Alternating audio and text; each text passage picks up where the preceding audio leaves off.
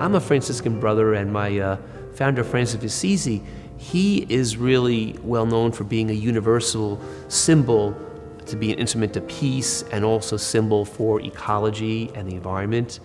And 25 years ago, Joe Paul II, in Assisi, the birthplace of my patron Saint Francis, he called all these world religion leaders to a summit, and they had an interfaith prayer and dialogue, faith-sharing storytelling. I think that's a type of activities that we need to have locally, internationally, so people begin to walk in each other's shoes. It's the same thing with the immigration debate, and our local churches to promote dialogue, whether it's with the immigrants and diverse people or people of different religions, to promote dialogue, sharing different expressions of faith, and seeing that we have so much more in common that we have that we don't have in common, and focusing on what we have in common and building from that, and building bridges and partnerships and friendships to be universal brotherhood, sisterhood. I think starting in our own backyard, whether it's among family or one's own block, one's workplace or school, being kind, doing for one another, sharing what one has, asking questions to show there's a reverence, a respect, and desire to learn.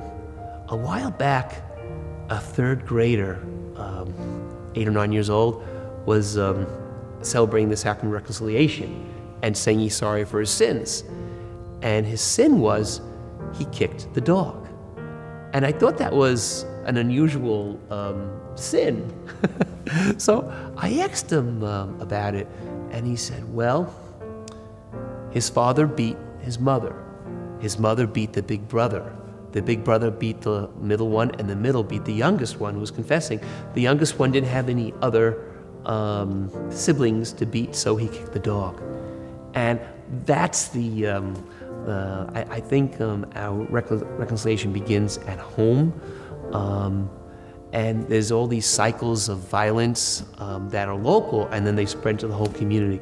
And to start at home, and to find, instead of just venting anger, also expressing words of reverence and appreciation for one another, whether it's at our homes or between neighbors. Willing to be more tolerant, but also willing to keep on giving, even when it hurts. And I see this type of stuff where this one Guatemalan immigrant named Luis, he works with horses. And horse grooms, sometimes when the horse owner goes to a different ranch or a different racetrack, horse grooms often are out of work for a couple weeks at a time. They're used to it. But about a year, maybe it was 2 years ago, Luis was out of work for over a month. It was in the winter, and he's got a wife and 2 daughters in Guatemala. And he finally found a part-time job, $20 a day, cleaning up some stables. I was driving Luis to church, and he said he just got this job. He had $120. He worked 6 days, and he wanted to borrow my cell phone to call up his wife to tell her about the money. He was going to send her the money at the Mass. So he calls up his wife. He's talking on and on and on. Olga, you're not going to believe it. I got a job. I got $120. I'm going to send it to you. What? Who are you? And Luis was so excited that he dialed the wrong phone number. And someone else on the line said, thank God, glory to God. I have a daughter who's 5 years old, and she's sick, and she needs this, that. You know what Luis did? He wired that $120 to an unknown, perfectly unknown stranger. I mean, this guy had nothing. That just, wow. Our cultures in the U.S. these days are very rushed. Information saturation, whether it's a computer or rush. And just to sit down and pray is just a part of it is being still.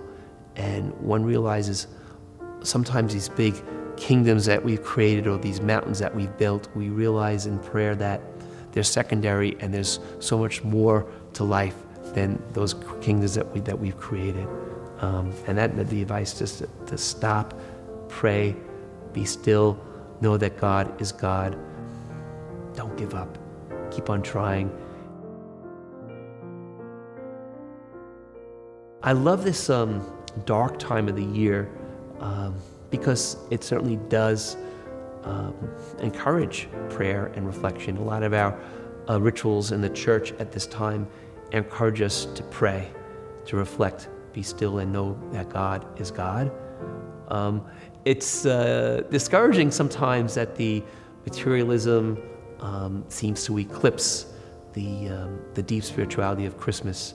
And as Christians, we celebrate this Advent season of preparation in December, but then of course we celebrate the Christmas season, the birth of Christ and the light of Christ among us. But I like to think of with this excessive materialism as Xmas. Running around to the stores and writing cards and making trees. I mean, there's maybe all be good things, but we become consumed by them, and that they eclipse the Advent, they eclipse the real meaning of Christmas. And there may be Xmas things that we all need to do, but don't forget to do the Advent things. Don't forget to do the Christmas things. My number one wish, of course, would be immigration reform, just and legal legislation for immigrants, so people who are here, people who are working, can get on a path to legalization. And that's one of my fantasies, if I can make a magic wand and make that change suddenly, or be able to give someone permanent residency every day.